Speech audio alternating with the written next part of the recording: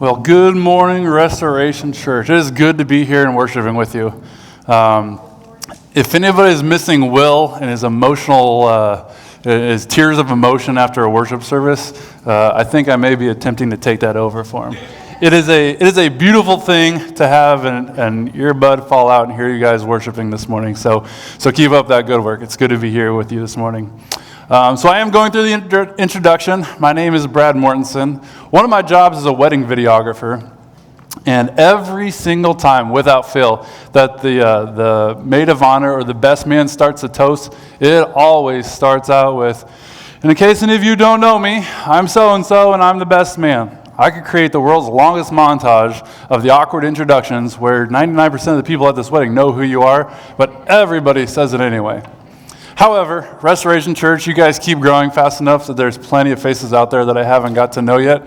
So again, I'm Brad Mortensen, more relevant than a wedding videographer. I'm one of your elders here, and I'll be bringing you the message this morning. It's good to see everybody. This summer, we're continuing our Stories series. Each Sunday, we feel like it's super important to reiterate just what those are. The name of our church clearly is Restoration, and so our branding goes with R before everything. But that entails more than just a brand, just something to copy and paste. It's talking about how everything we do is restored through the gospel of Jesus Christ. So as we continue our stories, it's important to reflect the restoration portion of our stories, not just the plural possessive of our.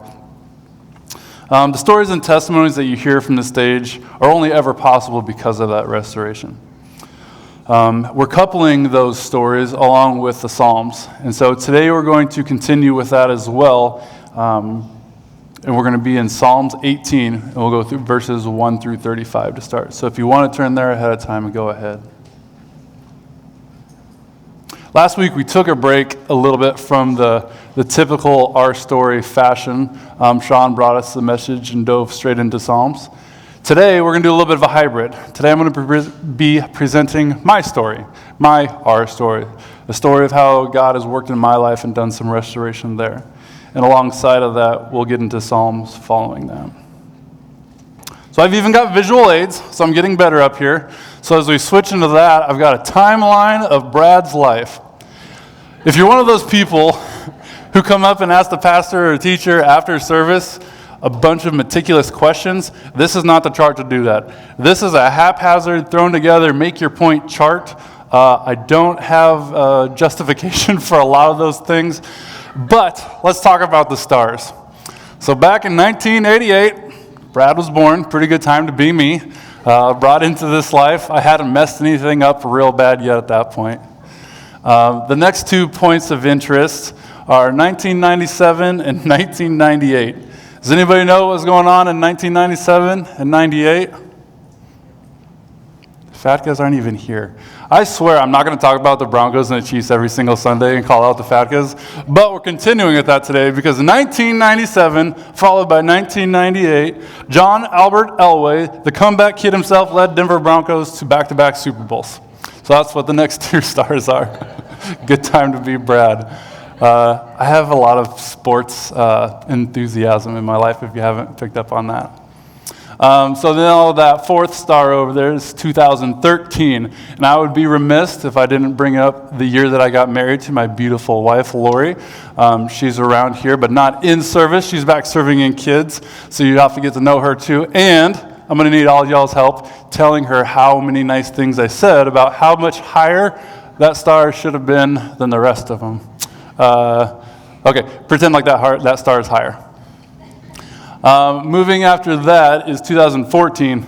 This might be the biggest one yet. So that was in 2015 and 2016. Those were some good times. The Broncos won yet another Super Bowl, a 3rd in the franchise. The Kansas City Royals won the World Series, and the Iowa State men won the Big 12 men's basketball tournament down in Kansas City. It was a good time to be alive for me. Oh, yeah, and my son, Beckham, our firstborn, he was also born. So that lumps in there, too. Then the final 2 stars are my next 2 children's birth. So those are pretty special times. The big dip, the little recession there in the middle, that represents college. I loved college.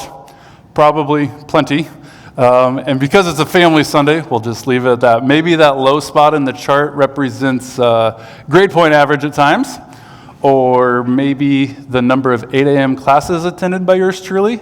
But there was a little bit of dip in the life of Brad. I used to practice physical therapy, and I would have junior high and high school girls come in and, for one reason or another, not understand that this is just physical therapy and just unload woes about boys and things like that. And I always told those girls, don't date boys seriously until your junior year of college. And they'd give me this weird look like, through high school, we grow up a little bit, we think we're all that, and then we get all this independence on our own, and we plummet. We have the emotional liability of a 3-year-old at that point. So give us a little time, we'll rebound back, and then start looking for your future there. So that's kind of what that little recession looks like right there. But then there was 2014, and this is where we start to get into our story. Never have I hated a year so much as 2014. But through the grace of God, I am who I am today. It's one of those things where I can't say it was worth it or God couldn't have done anything different to bring me here today, but he did use the times through 2014 to bring me to where I am today, to restore me to the man you see today. To get started with the story, we need to back up a little bit, back into that time of recession. I graduated from Iowa State in 2010, and then I continued more schooling in Des Moines. While working part-time in Waukee, this allowed for a lot of time to volunteer and be a part of the church that Laura and I met at, Westwind Church. I spent time volunteering with the youth group, building stage design, helping lead men's ministry there and different things like that, leading small groups, etc. And alongside that, I probably spent a little bit of time flirting with the church secretary, which is also Lori. So just make sure if that comes up, she knows that I said that was her. All of this allowed my path to cross with one of the most God-filled men I've ever met. His name is DB. I was too late getting pictures together, so you're not going to get to see DB, but he was a great man. He's a man of God. He served our church well. DB was our family pastor. He led our small groups as well as the youth group and preached on rotation on Sundays. DB was a man who clearly was filled with God and wanted to tell others about him. Most youth pastors do a great job with high energy with kids and having fun with kids, but DB was one of those guys that transcended the youth group to adult line. He brought just as much energy to the pulpit on a Sunday and related with adults as he did with youth kids. He challenged me during coming out of this recessive time in my life. He introduced me to what being accountable as a man was. He called me out when I was a flirt, when I really wanted to be serious about pursuing Lori. He also showed me what it meant to lead in various ways through the men's ministry and youth group and whatnot. He showed what it looked like to drop what you were doing and serve others or fill a need. Like I said, DB was the man. He became such a good friend to Lori and me that DB was the man standing at the end of the aisle on our wedding day. He wed us. On May 18th, 2013, DB married us. Then there's 2014. It was one of those moments that's seared into your memory and will live there forever. May 2nd, 2014, I was standing in our bathroom in Grimes, our old house, when I got the sobering call from another one of our elders, my friend Sean. He said, "Brad, last night DB took his own life. He's gone." One of my best friends and mentors, and the man who married me to my wife, was dead at his own hands. When I introduced you to DB, I told you that he's a man filled with God, and he was, and he's with God now today. I have no doubt about that. A broken vessel, one who can succumb to his own hands, can still be filled with God. So first point of the day, if you feel like you are a broken vessel, you can still be filled by God. God is not reserved for people who have it all together. He's for everybody. In the coming days, unfortunately, information will be brought to light that DB had been essentially embezzling money from not only the church, but his wife and the boys. He hadn't been paying their bills. He'd been misusing their church's credit card to hide some of his tracts at home. And eventually, even worse, came the other woman. There was another woman with kids of her own, that DB had become intimate with, who alleged that DB was preparing to leave his wife and kids, the family that I knew, to be with her and her kids. To this day, I don't know if it's true, and it really doesn't matter. While still knowing the Lord, DB was a broken man and eventually succumbed to the guilt of all, ending his own life on Thursday, May 1st, 2014. So as you would, losing a good friend, Laura and I mourned the loss. At times, we'd just sit in the living room without any lights on, quietly crying until we had something to say, only to follow that up by more silence. The next stage of grief, for me at least, was anger. And this led to one of my most palpable moments with God I think that I've ever had. One night, I was alone in my garage, as I frequently did at that point in life. I have a hammer that now gets used the right way, but it's a framing hammer. If anybody knows a framing hammer, it's heavier than a regular hammer. And that was my smash and throw hammer. So at different times when there's frustrating, bolts or nuts on a car, it'd get chucked across the garage. And when I just worked up and needed something to break, there was always scraps of drywall that I could put the framing hammer through, and that was just my release. So I was alone in the garage, and just anger welling up. To this day, I don't know if I was mad at God, if I was mad at the situation, or somewhere in between. I never had a moment where I felt like I left God. I always knew God was there, but I wasn't happy about the situation. So anyway, I got my throw hammer, and I'm pacing back and forth. And luckily, I was born and raised in the church where my parents had instilled Scripture within me. Romans 8, like Romans 8:28, which says, "And we know that in all things God works for the good of those who love him, who have been called according to his purpose." Now Isaiah 55, "For my thoughts are not your thoughts, neither are my ways your ways, declares the Lord. For the heavens are higher than the earth, so are my ways higher than yours, and my thoughts than your thoughts." Essentially, God's way is better. I never had a hard time believing that. Like, it was always concrete in my life. I believed it. But as I continue to work up and get mad and have my smash hammer in my hand, I finally lashed out at God. How is this better? I know your ways are better, but how is this better? My friend, she's not a widow. These two boys don't have dad to tuck them in at night, teach them how to throw a baseball, or read bedtime stories. What about the congregation? What about the youth group? DB brought the word to them weekly. How is this better? I was angry. I was so mad. And I can't speak for a single person who's been up on this couch so far, but I can't blame people either. As we have the Wheelers back in the hospital with their daughter clinging to life, how is this better? If they question God in this moment, I can't blame them. Or we've got other stories, Facas and Chadwicks. They confess how it's hard to get pregnant, how they can mourn the loss of unborn children, or the Grays who have had to go through life and mourn the death of a born child. I don't blame anybody for asking God how this is better. I've recently had a parenting advice bestowed upon me that I wish I had heard way earlier into parenting. It pertained to dealing with children throwing a tantrum, and have no mistake, I was throwing a tantrum in my garage at God. Justified or not, I was mad, throwing a tantrum. There are 3 pieces of advice I just heard. Number 1, don't punish them in the middle of a tantrum. I'm glad God didn't. I'm glad I didn't get punished directly in that middle. But the advice says they can't equate the punishment to their actions. Their emotions are too high for them to learn from the punishment. The second part is don't try and reason with them. Again, the height of their emotions, they may not be able to see sound reasoning at that time. And the third one, don't try and match their energy level. And this is what I experienced from God. Don't yell at them because they're yelling. Be calm, and they'll calm down.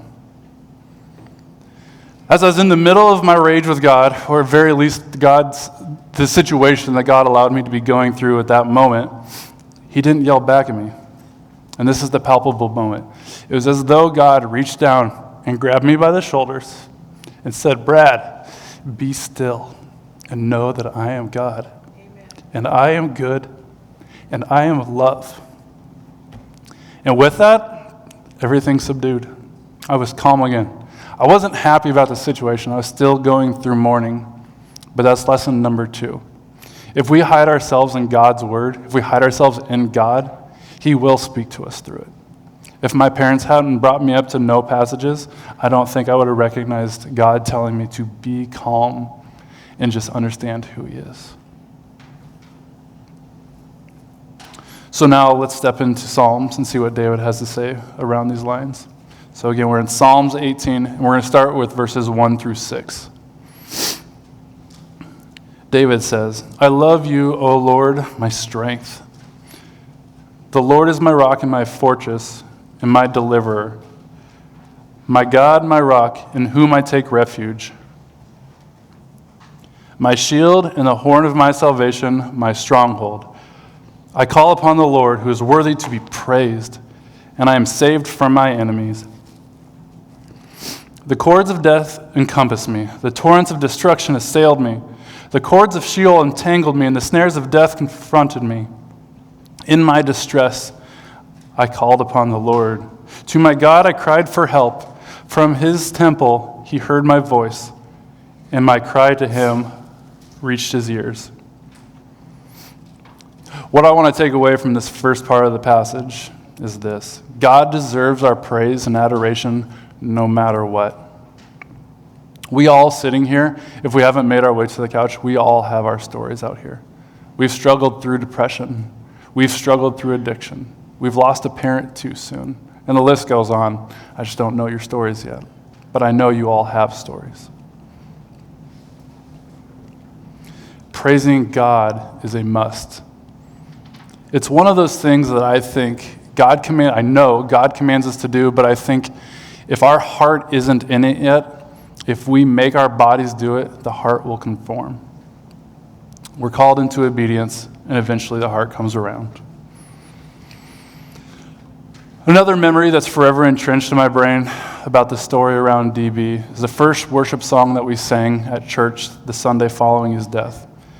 It was a song that's simply titled Rejoice. In the moment, to be quite frank, some of that anger came back up. Because our worship leader, he served alongside DB. It's like, what in the world are we doing singing a song titled Rejoice? DB was just buried, and here we are singing that song. But God spoke to me through the music also. One line or one stanza in that song goes, Rejoice. When you cry to him, he hears your voice. He will wipe away your tears. Rejoice. In the midst of suffering, he will help you sing. Rejoice. From that part of the song and from Psalms that we've read so far is where we get our take-home truth for the day. And here it is. When you call out to God, he hears you and responds. Again, when you call out to God, he hears you and responds. God didn't make my situation immediately the way I wanted it. God's ways were still better. This isn't a prosperity gospel. If you sing out to God and rejoice and follow his law to the letter, you might not become rich. You might not have all the friends. Kids sitting in here, as you're following God well, you might not be the popular kid. You might not make the best sports team, but he will be with you. His response is always better. Sometimes it takes patience. For me, it takes a lot of patience.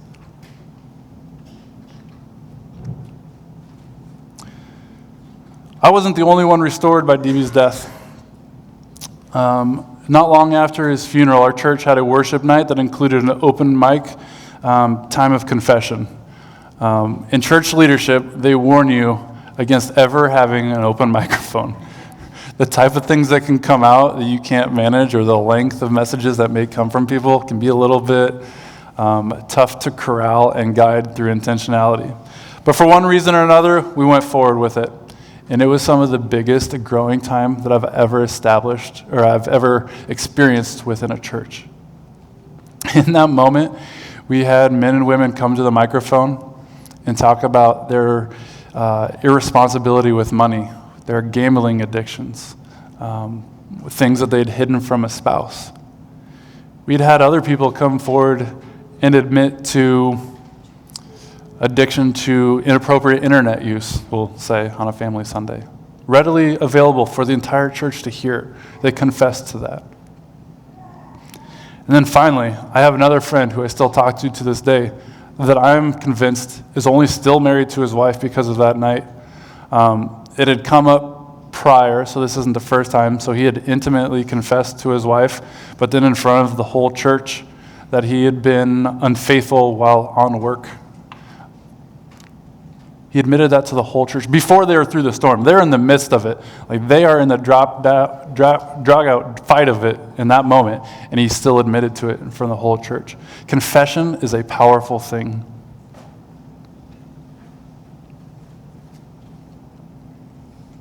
I'm not going to say from the pulpit here that God uses every situation as a 1-to-1 ratio. I'm not saying for every good there is a bad. There's not necessarily that balance as we'll hear from other teachings in the world. But God does promise to restore us if we reach out to him. He will do that for us. I want to finish off today's passage. When I was reading through this, as we do, I kind of search for natural breaking points within it to break down and speak into, provide illustration. But the rest of it, to be quite frank, is just such one encompassing, beautiful metaphor, some poetic writing of David, that we're just going to keep it together. So in light of that, I want to try something a little bit different than how we usually go through our passages. It might be a little uncomfortable for people, but as I read this final part of the passage to you, I want everybody just to close your eyes and imagine again. This is big imagery of David. This isn't literal account records that David is writing. It's poetic, it's imagery. So go ahead, close your eyes. I'm going to read 7 through 35 to you. And this is after David called out to the Lord to rescue him. Then the earth reeled and it rocked. The foundations also of the mountains trembled and quaked because he was angry. Smoke went from his nostrils and devouring fire from his mouth. Glowing coals flamed forth from him. He bowed the heavens and came down. Thick darkness was under his feet. He rode on a cherub and flew. He came swiftly on wings of the wind. He made darkness his covering, his canopy around him. Thick clouds, dark with water. Out of the brightness before him, hailstones and coal of fire broke through his clouds. The Lord also thundered in the heavens, and the Most High uttered his voice, hailstones and coals of fire. And he sent out his pharaohs and scattered them. He flashed forth lightning and grouted them. Then the channels of the sea were open, and the foundations of the world were laid bare at your rebuke. O Lord, at the blast of your breath, of your nostrils, he sent from on high. He took me. He drew me out of many waters. He rescued me from my strong enemy and from those who hated me, for they were too mighty for me. He confronted me in the day of calamity, but the Lord was my support. He brought me out into a broad place. He rescued me because he delighted in me. The Lord dealt with me according to my righteousness. According to the cleanness of my hands, he rewarded me. For I have kept the ways of the Lord and have not wickedly departed from God. For tall his rules were before me, and his statutes, I did not put them away from me. I was blameless before him, and I kept myself from my guilt. So the Lord has renewed me according to my righteousness, according to the cleanness of my hands in his sight. With the merciful, you show yourself merciful. With the blameless man, you show yourself blameless. With the purified, show yourself pure. And with the crooked, you make yourself seem torturous. For you save a humble people, but the haughty eyes you bring down. For it is you who light my lamp. The Lord my God lightens my darkness. For by you I can run against a troop, and by my God I can leap over a wall. This God, his way is perfect. The word of the Lord proves true. He is a shield for all of those who take refuge in him. For who is God but the Lord? And who is a rock except our God? The God who equipped me with strength and made my way blameless. He made my feet like the feet of a deer and set me secure on the heights. He trains my hands for war so that my arms may bend a bow of bronze. You have given me the shield of your salvation. In your right hand supported me. In your gentleness made me great. And there you have it. God hears us and responds. David, in his sorrow, reached out to God, and this is what he experienced: being led up out of the waters of death. Other things we can take away from this is that emotions are not bad. God himself showed anger at evil. Again, I needed to learn how to aim my anger, not at God, but at the situation that sin and the fall of man had created. But emotion is not bad. And the other part is that if we dwell with God and keep his commandments, he will be there for us. God heard David crying out to him, and he rescued him.